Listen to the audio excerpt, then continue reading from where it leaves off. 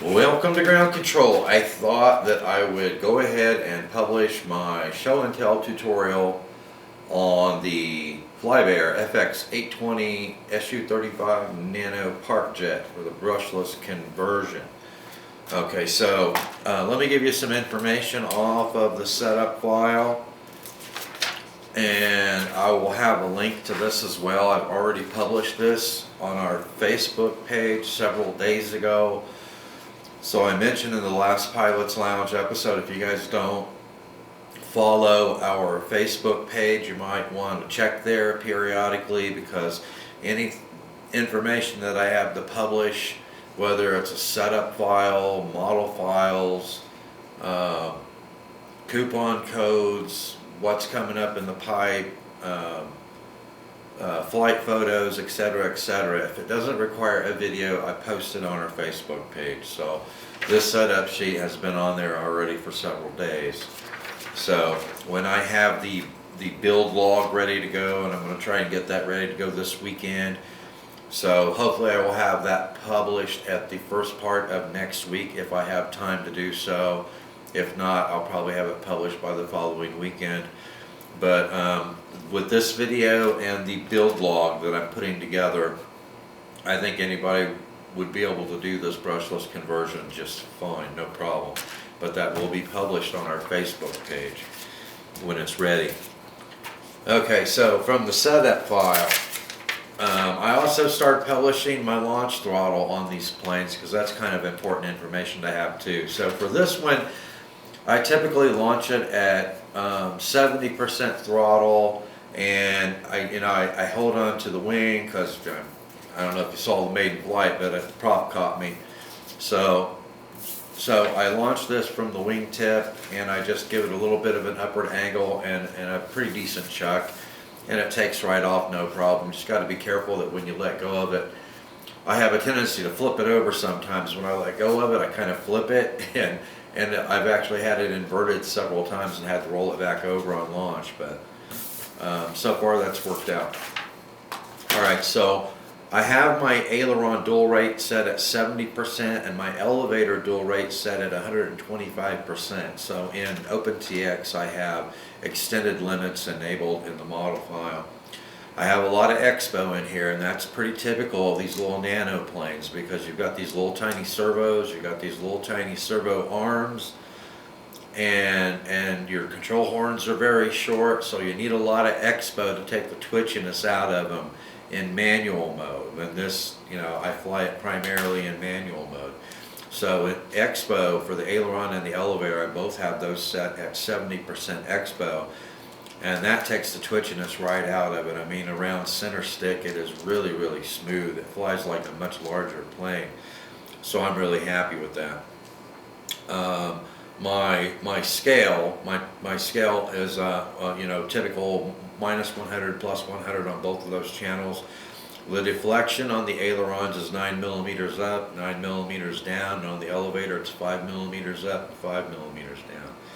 So, and my CG on this, and I just take a Sharpie and put a couple of black dots. I measure it from the nose, and those little black dots where I have my CG is 205 millimeters from the nose, and that gives me a real good balance with the Elevons in a neutral position.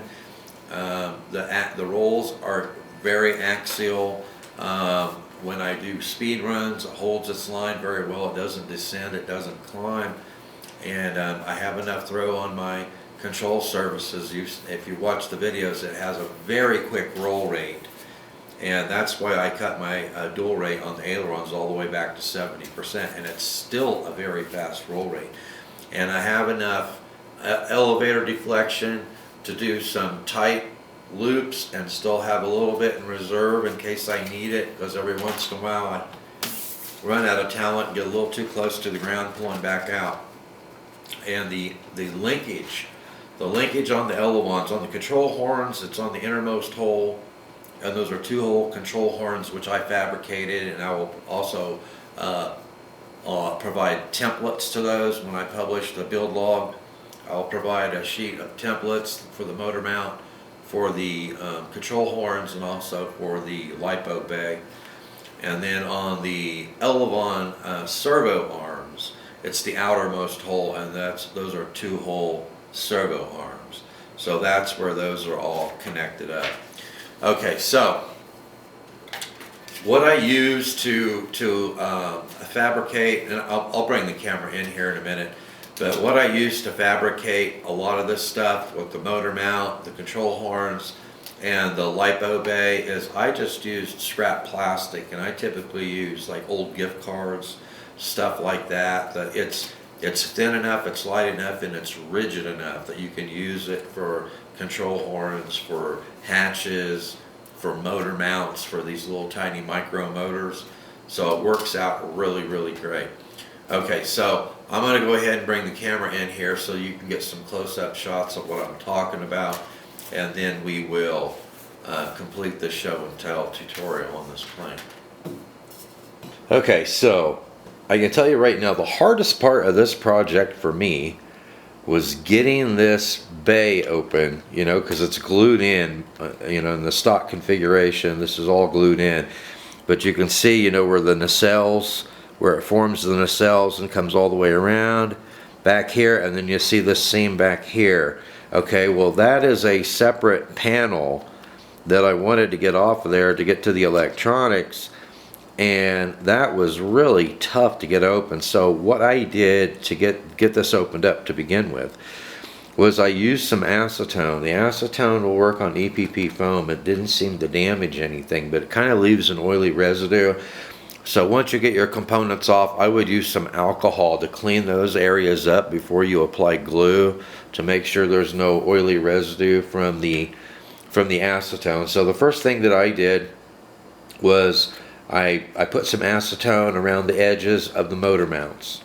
And I did this several times. I had to do this several times because I didn't want to rip out any of the foam when I removed these parts.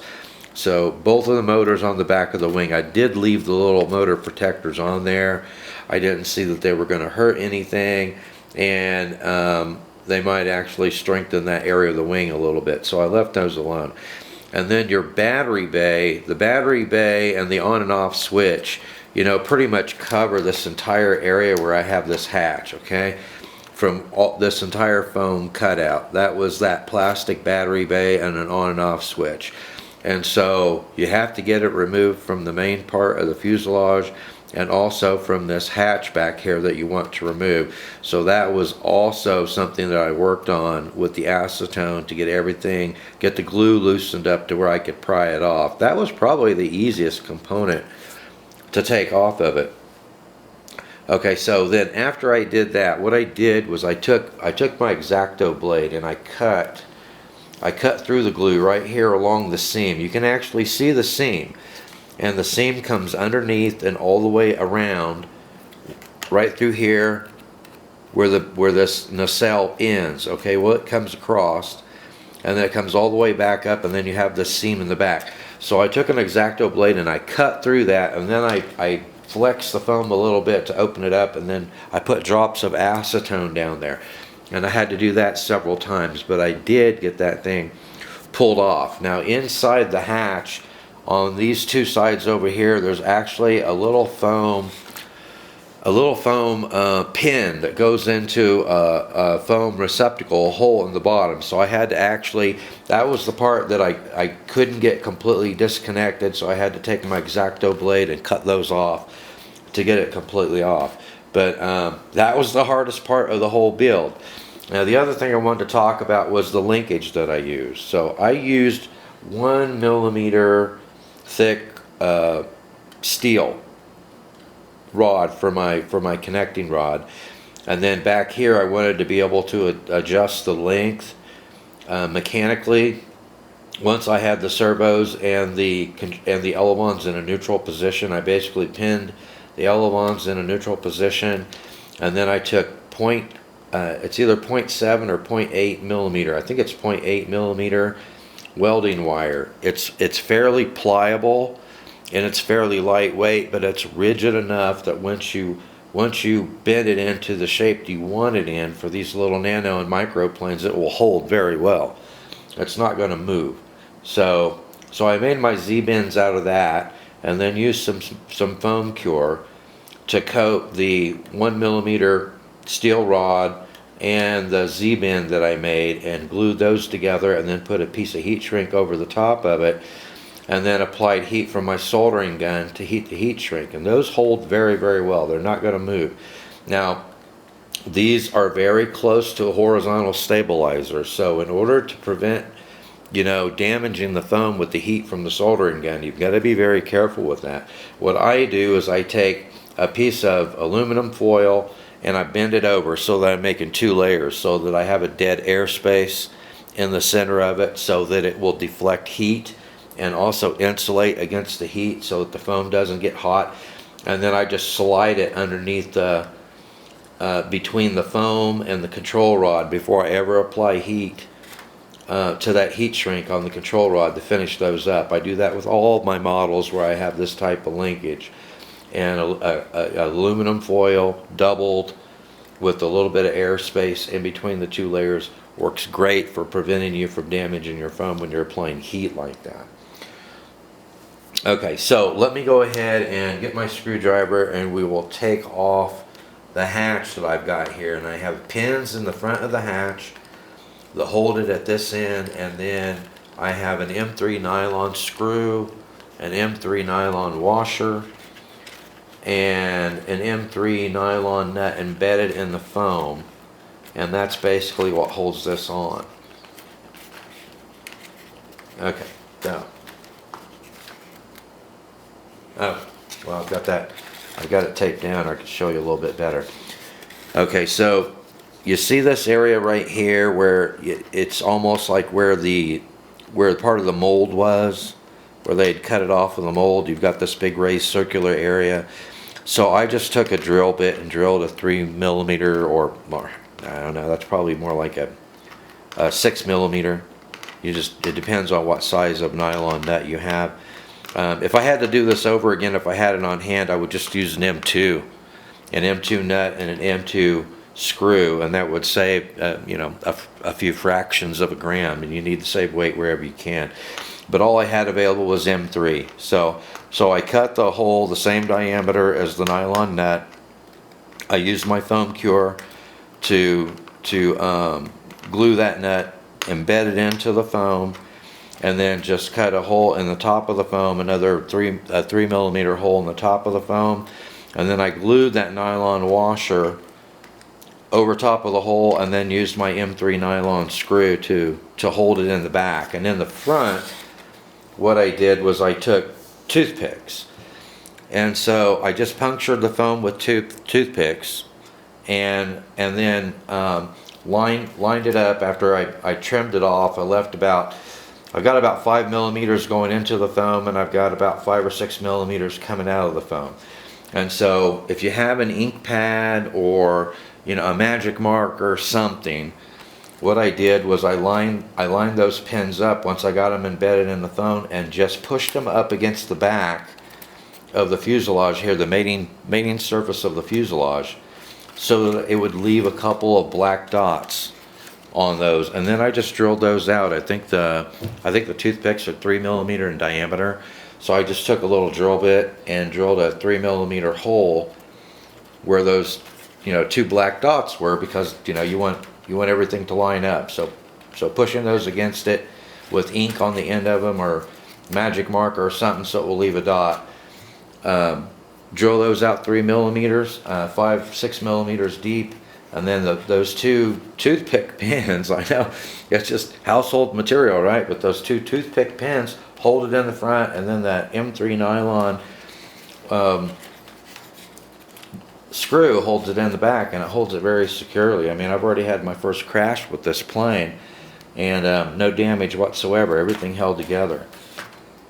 Okay, I want to talk about the hatch a little bit more. I've got the servos. I cut out the foam along this little tapered edge up here where the nacelle fits against, to glue my micro servos right up against the bottom of the wing. And the edges of the servos are right below this taper that you have on the nacelle, so I had to actually notch those out.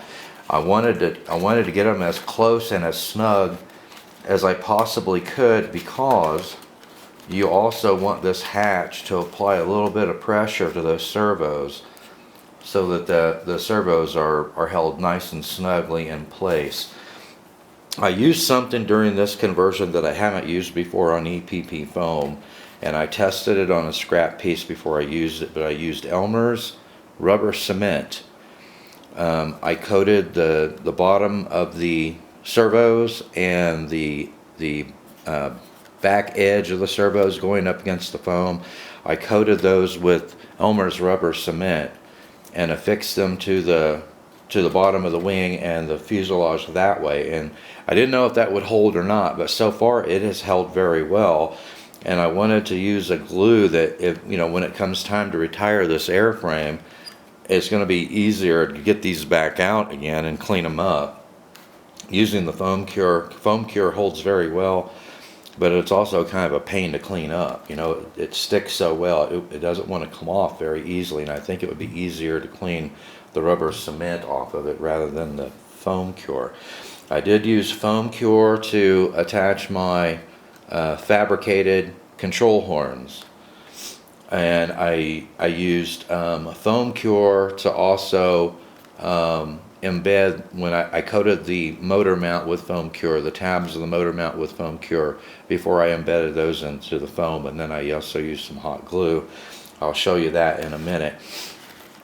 With the receiver, I've got the receiver located just in back of the battery bay, and it uses the same cavity for the battery as the stock setup, except that it's all opened up now. So my 2S 300 milliamp hour 2S lipos fit very snugly in there, and they're about 17 millimeters. I'll have the actual information. Let me see here. I want to get you the precise measurements on this before I let you go, but I think it's about 43 millimeters by 17 millimeters by 12 millimeters, plus I have pretty thick Velcro attached to it because I use it in other planes. So it's a nice snug fit in there. You don't want to use a battery any larger than one of these 2S 300 milliamp hour lipos in it. Okay, so the receiver board, this is a receiver gyro board, and what it had, all it had was two little screw holes at the very end of it. I don't know why it didn't have four, one at each corner, but only had two in the back. So what I did was I took my toothpicks again, and I cut my toothpicks off, but I used my toothpicks to glue use like pins to hold the back of the receiver board, and I coated the foam with Elmer's rubber cement again, and then coated the back mating surfaces of the receiver with Elmer's rubber cement, and so far that has held extremely well, even after the crash. I was afraid after my crash that receiver may have broken free, but it hasn't budged, so that has held extremely well. On the back side of the hatch, where I bring in my motor wires to connect to the board's ESC, I just cut a little half circle notch out of the back of the hatch so that it didn't pinch the wires. Well, let me go ahead and get this back in place, and then I will show you what I did with the motor mount. But so far this process has worked out extremely well, so I'm going to duplicate this step on my next one. And then on the wires, I've just got everything tied down. I actually put some rubber cement underneath the servo connector. I use servo connectors to connect the leads from the receiver board to the motor. The motor leads were not long enough to reach the board, so I had to use a pigtail, and I just used the servo connectors for those, and I've just got that glued down with the wires taped down. That works great, no problem whatsoever. One thing that I would probably do differently on this hatch, if I was to do it again, because I used a gift card, but the gift card wasn't long enough to span it, so I actually had to cut two different sections and super glue them together, I'll end up painting this yellow so that it blends in with the rest of the fuselage. And I just used some micro Velcro on the fuselage and on the back edge of that, and that holds very well. I haven't had a problem with it coming open on me. But if I had to do it over again, I think if you see this raised area inside the battery cavity, I would probably cut a thin piece of foam, like from a foam plate or a foam tray. I would glue that inside that cavity to fill that cavity, and then put a piece of Velcro on it, and then I think a single section of a gift card, a shorter piece of plastic with micro Velcro on that piece of foam and on the end of the tab. Then your battery bay hatch wouldn't be so long, and that would probably actually save a few fractions of a gram too. So if I had to do it over again, that's what I would do. I would fill this area in with foam, put a piece of micro Velcro there, use a shorter section of plastic for my hatch. It doesn't need to be as long as it is, and I think that would work a lot better. So I would do that. The servos that you're going to use, I use 1.7 gram servos. Of course, what you buy is going to depend on your receiver and the ports on your receiver. Some of these micro servos have pin spacings of 1 millimeter, 1.0 millimeter. Some of them have spacings 1.25 millimeter. So make sure whatever micro receiver you're going to use, you get servos that have matching connectors on the end of it. Okay. All right. So now we'll talk about the motor mount and the Elevon cutouts. Okay. So before I start on the motor mount and the Elevons, I was almost correct on the battery dimensions, and this LiPo is the largest LiPo that I use in this plane as far as dimensions, and it's 43 millimeters by 17 millimeters by 14 millimeters. And I would say that piece of Velcro that I have on there probably add a couple more millimeters, and it's a very, very snug fit. So I definitely would not go past any of those dimensions. Okay. All right. So the motor mount, I could not attach the motor that I wanted to use to the very back of the fuselage, which is what I originally planned to do, and be able to get my CG. It was just going to be too tail heavy. So I had to cut out a section here in between, these two fake jets here. I had to cut out a section so that the motor is actually recessed into the foam a bit. And the dimensions of the foam that I had to cut out were 18 millimeters wide by 10 millimeters deep. So the motor is about 2/3, somewhere between 50% to 2/3 of the height of the motor is embedded or recessed into the foam. Now you'll see the motor mount. The motor mount that I have is a circular motor mount, but it has two plastic tabs on either side. And when I installed the motor mount, of course you need the motor already installed on the motor mount, because you're not going to be able to get to those screws once you glue it in. The only way you're going to get to those screws later on is to cut out another section of foam behind them and then glue that foam back in. And also make sure that you have your prop attached when you're installing your motor and your mount. And this gives you a better visual reference of being able to get your motor completely centered in the fuselage horizontally and vertically. Okay, because you want your thrust line from your motor to go directly through that nose at the end of the plane. And that's the way I have mine set up. So for the motor, what I did was I created this little plastic motor mount. It's circular, and I'll have a template for that, but it has little flat ears on the edges of it that come out. So I cut slots just wide enough and deep enough into this foam right here that's painted black. It looks like fake jets on the back of it. On both sides, I cut my slots to slide the motor mount into. So you want to make sure that when you cut those slots, you cut them nice and vertical. You don't want to cut an angle. You don't want your motor angled when you get it installed. Okay, so once I got those slots cut, I just used a toothpick, a screwdriver or something to just open up that little slot just enough that I could take a toothpick and coat it and coat the inside of that foam with whatever foam you're going to use. I used a foam cure. And then I also coated the ears of the motor mount before I slid them into place. And you want to use a glue, not a hot glue. You want to use a glue that's going to give you time to reposition it before it sets up, and hot glue is not going to do that. So I suggest you use something like foam tack or foam cure.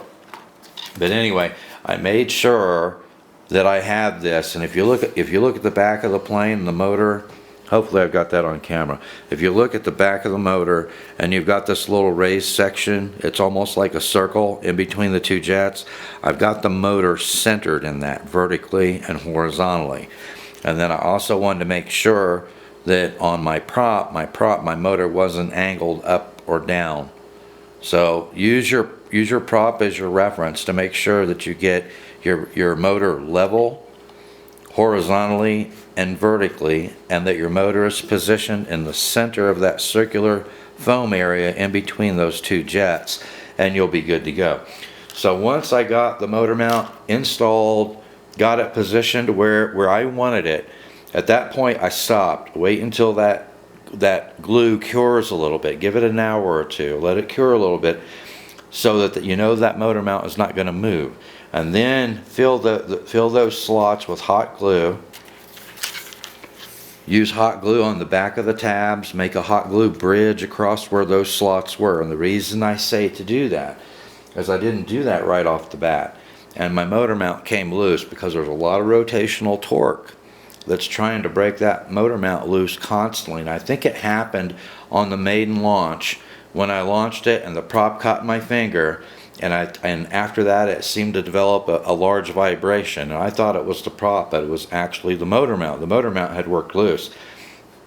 So I glued it back into place, and then I capped those slots with hot glue, and then I put a little bit of hot glue on the back of that plastic motor mount that I'd created on the top and also on the back side. And I've got probably 18 to 20 flights on this plane since I did that, and I have not had a single problem with that motor mount coming loose at all. So that worked out absolutely fantastic. Okay, so now on to the Elevons. The Elevons, and I wasn't sure about this. I wanted the Elevons to be a little bit larger because I wasn't sure the size of the Elevons I was creating were going to be effective enough, but it turns out they were plenty effective. But what I was worried about was weakening the foam on the horizontal stabilizer. I wanted to be able to create these without having to put any carbon reinforcement in them. So what I ended up doing was I had to cut back. I cut 3 millimeters off the inside edge of each one of these Elevons, and I separated it right next to the flat part of the fuselage, the raised part of the fuselage, right where the horizontal stabilizer meets the fuselage. Okay, that's where I cut it off. And then once I cut off the Elevons, I cut off 3 millimeters of material on the inside edge to make sure that I had plenty of prop clearance. Okay, and then I measured from the bottom of the Elevon on the inside edge, and let me see here, I measured up 25 millimeters. Okay, so from this inside edge, I measured up 25 millimeters, I made a dot, and then I took my plastic square and then I drew a line from that dot, the length of the horizontal stabilizer, drew a line, and that's where I cut off the Elevon. I wanted to make sure that when I cut that Elevon off, it was a straight line on the back side of the horizontal stabilizer, so that when the Elevons are actuating, they come up straight. They're not coming up angled or anything. And I created tape hinges to attach those to the horizontal stabilizers. But before I did that, I took packing tape and I completely wrapped the horizontal stabilizers in packing tape before I taped the Elevons on. And the reason I did that is because that packing tape will add a lot of rigidity to your horizontal stabilizers and not allow them to flex without having to use carbon reinforcement. And I don't think that's going to be any heavier than putting a carbon rod with glue through it, and it looks cleaner, it looks better, and it prevents the horizontal stabilizer from flexing when you're actuating the Elevon. So that has worked out great. I have not seen a single problem with that setup. So I think that's pretty much it as far as the show and tell on this plane. I think that covers just about anything. If you have any questions, let me know, because after this I'll be working on putting together the build log, and as soon as I have that completed I will be publishing it. And I think this video plus the build log, you shouldn't have any problem doing a brushless conversion on this plane or a similar plane. So thanks for watching, and I will see you in the air.